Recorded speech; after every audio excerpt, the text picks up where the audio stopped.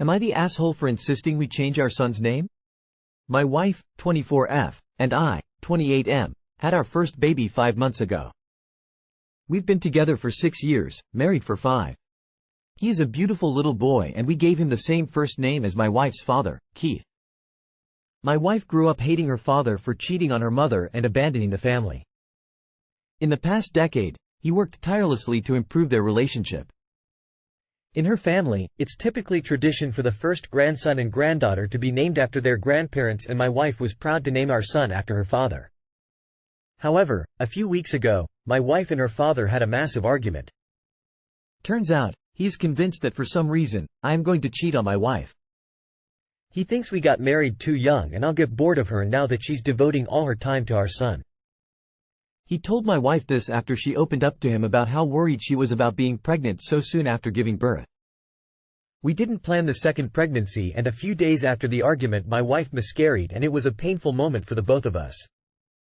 Essentially, he kicked her while she was already down for no reason. I had a friendly relationship with him, but I know he wanted my wife to marry someone from her own background. Since the argument, my wife has not been calling our son by his name. She's using nicknames, calling him the baby, etc. She said that she needs time to get over the argument with her dad, but she also blames him for the miscarriage, which is something I don't think she'll get over. Father-in-law has made no attempts to apologize or reconcile. A month into my wife refusing to use our baby's name, I said that we needed to change it because it'll be better for my wife's mental health and our son's development. If this argument continues or is ever brought up again, she can't be too upset to use his name when he's old enough to actually know it. We've started the process now to change the name, and somehow it got back to father-in-law, and he knows that I suggested it. He is infuriated. He said that I was supposed to be the level-headed one since my wife is postpartum and recovering from a miscarriage, and that I've just made their rift a million times worse since I've denied him the family tradition.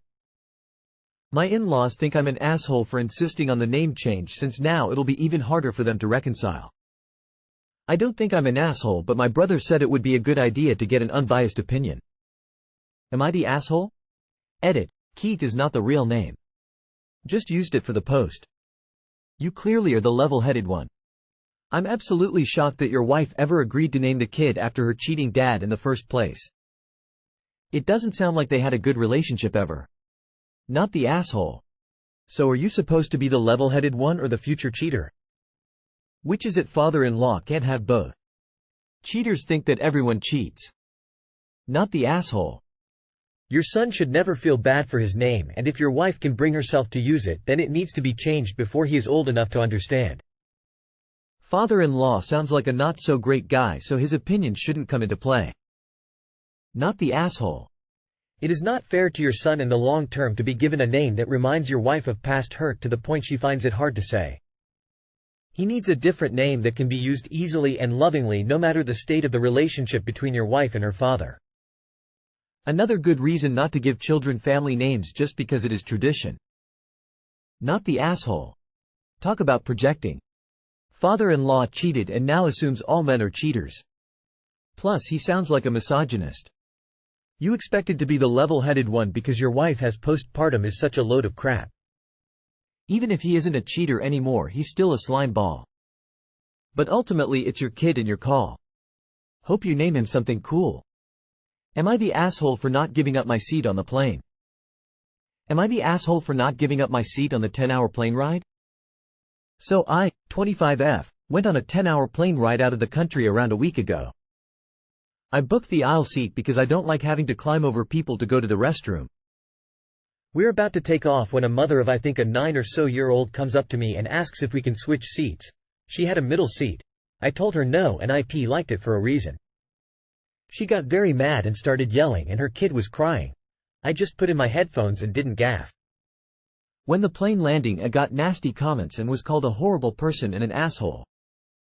So was I the Edit. Just answering some common questions. The kid was sitting close to or next to his mom from what I could see. I had an empty seat next me where I assumed kid would have sat. And I am sorry about the explanation points, folks laughing my ass off. Not the asshole. She's not asking if no is not an acceptable answer. That's a demand disguised as a question. No, you're not the asshole at all.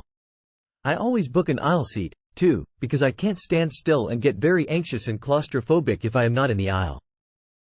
Just a few days ago, I was taking the train, coach, so I got there very early so I could snag an aisle seat.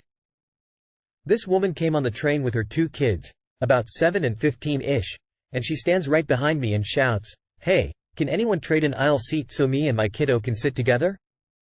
Anyone? Anyone?" Then she sighed and said, "Great people, real classy, thanks." It would have been okay if she would have just asked, but she was shouting and then acting so aggrieved. That is probably why no one helped her. I seriously can't not sit in an aisle chair. I booked the aisle seat. I stopped here because this automatically means not the asshole for saying no to someone trying to take your seat away from you. I'll read the rest anyway and comment in a moment. As already known, not the asshole. Not the asshole. I'm sick of these people that keep coming up and expecting others to change seats with them. You want a specific seat, pay for it yourself. Not the asshole. But it feels like there is a little more context. Why was your seat the only aisle seat on the plane that you wanted? Not the asshole. I just booked for a holiday next year with my boyfriend's family and we have booked plane seats specifically so we can be with our 3-year-old as don't want the risk of not being sat together. You don't have priority because you have a kid and didn't plan ahead. That's her problem, not yours. Am I the asshole for refusing to pay for my roommate's meal? I, 20F, have a college roommate, Michelle, 34F, who I share summer housing with in our university's dorms. Michelle is super sweet to me and despite our age gap we get along really nicely. It's a great dorm situation and I think Michelle sees me as a little sister. I mostly like to cook my meals in our dorm kitchen but sometimes I treat myself to eating out. This is where the problem started. A lot of the time, Michelle will join me to eat out, either because she's free and I want company when my friends are busy or because she invited me somewhere and I was free to come along.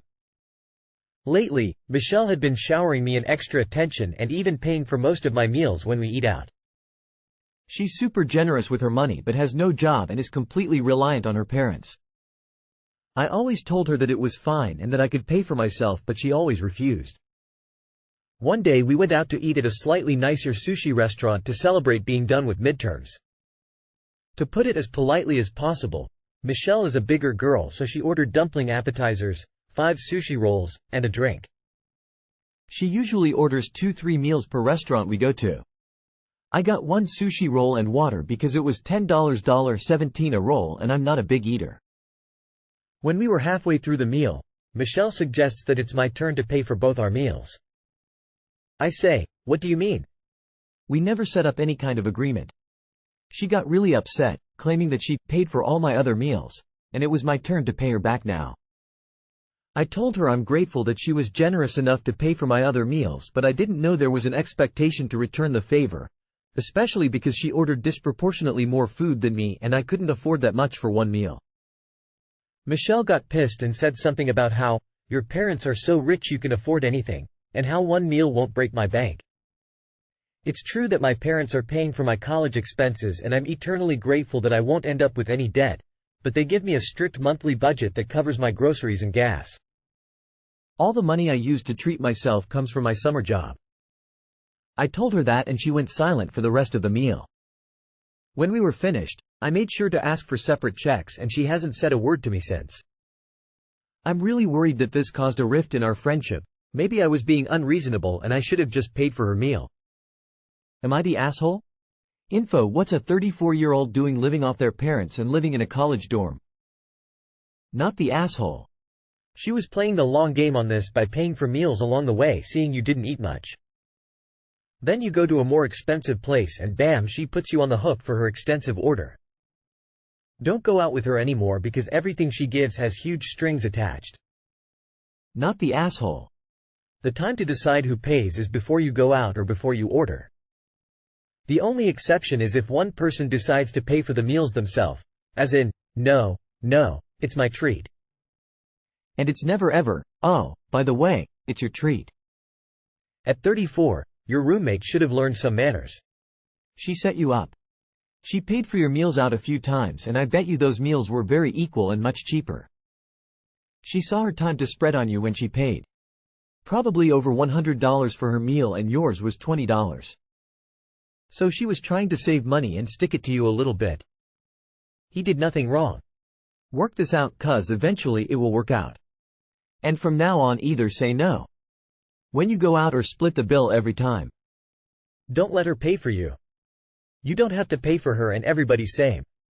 If you find out that it's an equal meal and you want to be generous thing, you can pay. AITA. Not the asshole. Why is a 34-year-old living in a dorm off of her parents' money?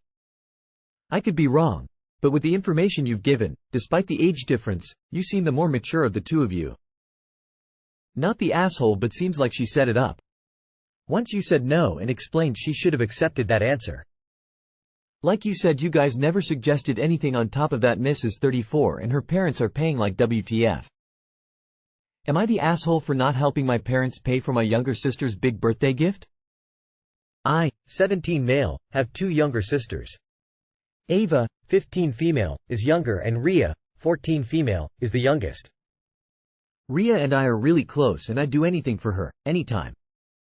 We can annoy each other and sometimes we fight, but she's one of my favorite people. We're the closest in our family by far. I can't stand Ava. Ria wishes they had a better relationship with Ava. Can be such a bully to Ria. Sometimes it's like Ava wanted to be an only child. She's worse toward Ria, which bothers me more than if she was that way with me. But she can also be a total jerk to me. Sometimes it's annoying little kid things. But she's also quick to be more cruel.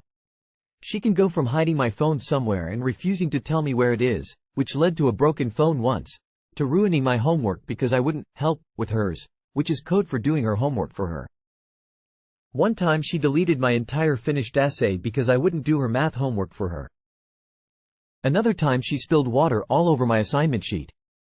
When we were younger, it was worse because we got a lot of handouts and it was easier. With Ria, she's way worse. She tries to humiliate her by telling kids stuff that Ria did that others would make fun of her for. Like when she used to have accidents when we were little, or how one time puked all over Santa. Ava also outed Ria as a lesbian before Ria wanted to be out. Ava wasn't even told. She heard Ria and me talking and decided to spill to people. Our parents discipline Ava and they try to make it up to us. But I know they expect forgiveness when Ava doesn't ask for it, and that's where this comes in. Every year for our birthday we get one big gift and three much smaller ones. The big one always takes priority. Ava's birthday is in a couple of weeks and they had to spend a portion of the money set aside for her big gift because we had a big plumbing leak. So they asked me if I would share the cost with them so Ava can still get her big gift. They know I have a job and that I save money. So I get why they think to ask me. But for Ava? I said no. My parents told me they know we have our issues, but she's still my sister and they said I will make things worse if I don't do this for her. Because she knows I would do it for Ria in a heartbeat. I told them Ria deserves it. Ava doesn't. And she definitely doesn't deserve it from me. My parents said they'd give me the money back in $50 each week and I said no way again. They told me they were disappointed I would hold such a grudge against my little sister. Am I the asshole? Not the asshole. You're not obligated to financially support your sister's gift, especially given her history of mistreatment towards you and Ria. Your parents can't expect you to prioritize Ava's desires over your own feelings and financial well-being. It's their responsibility to manage their budget and find solutions within their means. Not the asshole. Why is Ava even getting a birthday gift if this is how she behaves? It's not a grudge if a bad sister continues to terrorize her sisters without remorse. AITA. Maybe your parents should invest money in getting Ava a therapist to get over her issues she has with you and your sister because her behavior is troubling. Not the asshole. Ria sounds amazing. I'm glad she has you looking out for you. As for your parents, I can understand why they asked. Tradition to uphold but bills to pay. But they asked because it is your money. You have every right to say no for any reason at all, and you have some really good reasons to say no. How expensive are these gifts that they cannot afford to buy them if a household emergency comes up and needing to replay $50 a week? I can maybe understand for a milestone birthday, but every year? Not the asshole, but your parents are for asking you to do this, allowing one child to bully others. Hold your grudge. Tell little sister if she does not improve she will be very lonely later. Because no one has to put up with her once you are out of the house. And tell your parents it is their responsibility to provide for their kids. Not yours. Never tell them how much you have saved or allow them access to your accounts.